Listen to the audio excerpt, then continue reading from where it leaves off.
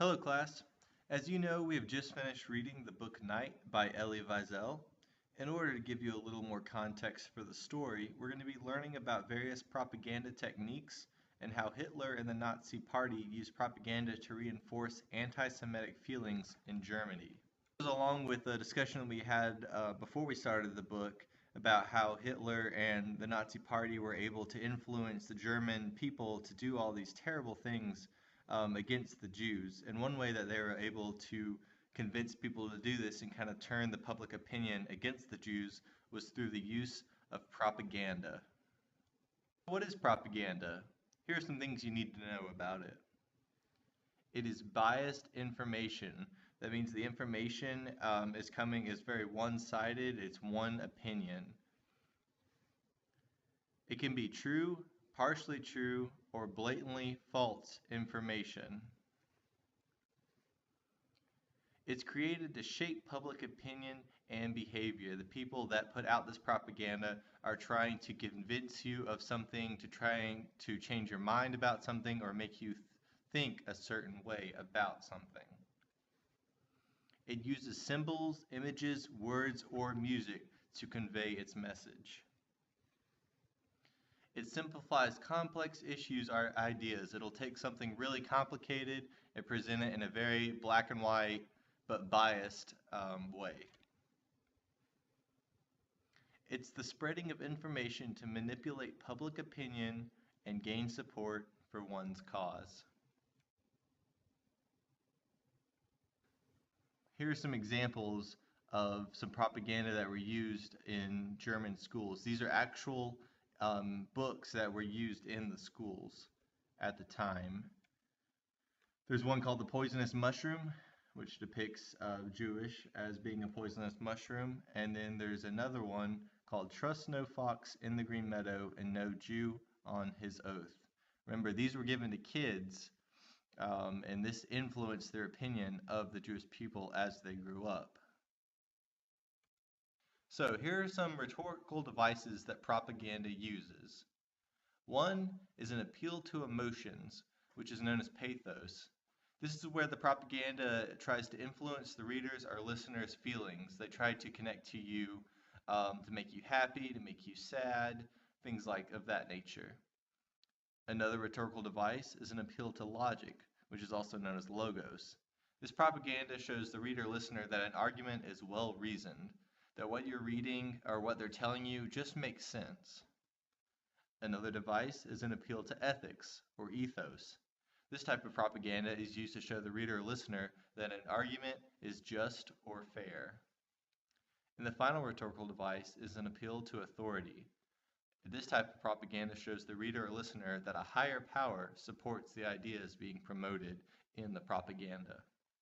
So here are some common propaganda techniques: bandwagon, testimonial, plain folks, transfer, fear/card stacking, glittering generalities, and name calling.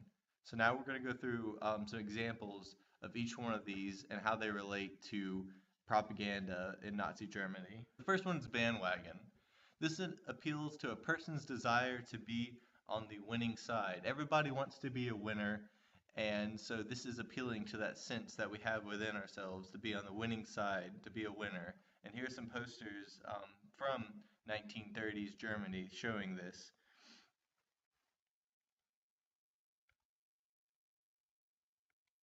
Type of propaganda is known as testimonial.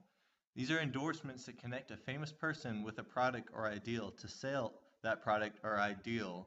A modern example would be when celebrities or sports figures promote shoes and energy drinks and products like that.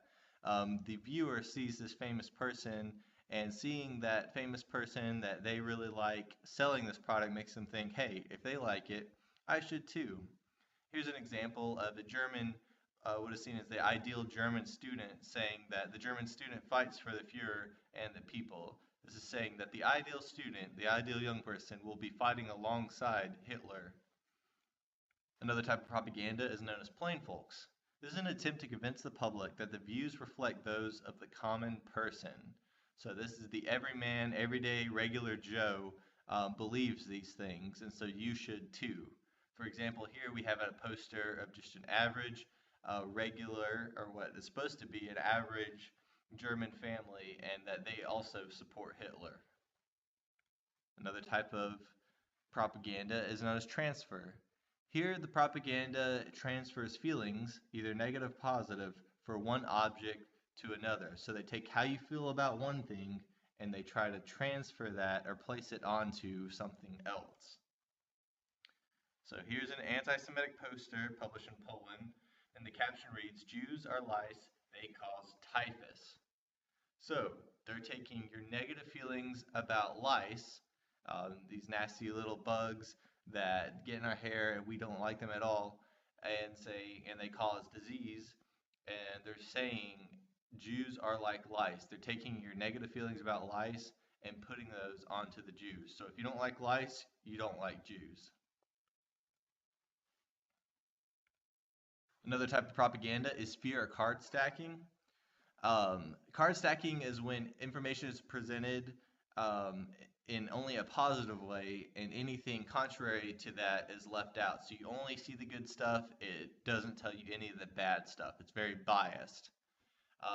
And another type of propaganda that goes kind of along with this is fear, using fear to kind of motivate you or provoke you.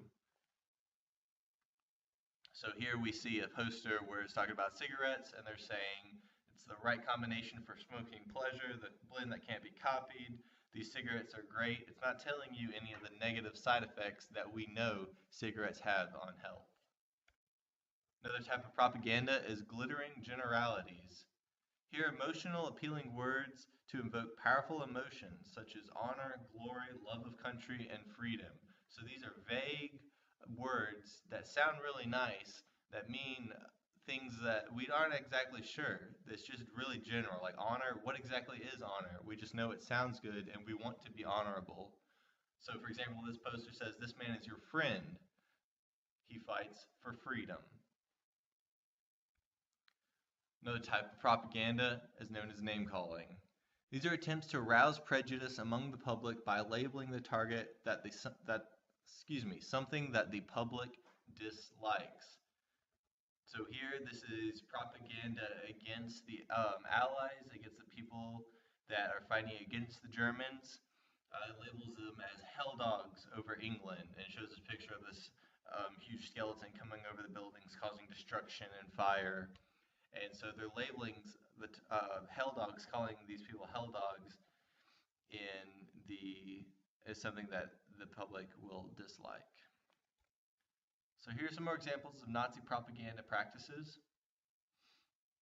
All of the Nazi propaganda idolized Hitler, either idolized Hitler or promoted the Nazi party values in some way. Under the Nazi regime, Germans were expected to pay public allegiance to Hitler, such as giving the Nazi salute and greeting others on the street with Heil Hitler. Millions of German young people were won over to Nazism in the classroom and through extracurricular activities. As we looked at earlier, one popular form of propaganda was by having students read the certain textbooks and only the textbooks that were given to them by the Nazi party that promoted those values. And so that's all they knew growing up were these things. Nazi propaganda also frequently stressed the power of a mass movement to propel the country forward, hence the upward angle of the hands in the salute. And here are a few more examples of some Nazi propaganda back from the 1930s and 40s. These are all examples of anti-Semitism, and it goes back to our guiding question of how could the German people do this to the Jews? Well, here's some propaganda showing you this. Here's a cartoon that appeared in the 26th edition of an anti-Semitic weekly newspaper in 1934. It reads, "The Spider. Many victims are trapped in the web, caught by flattering words. Rip the web of deceit and free German youth." Here it depicts a Jew as a spider looking to deceive and catch unsuspecting young German people.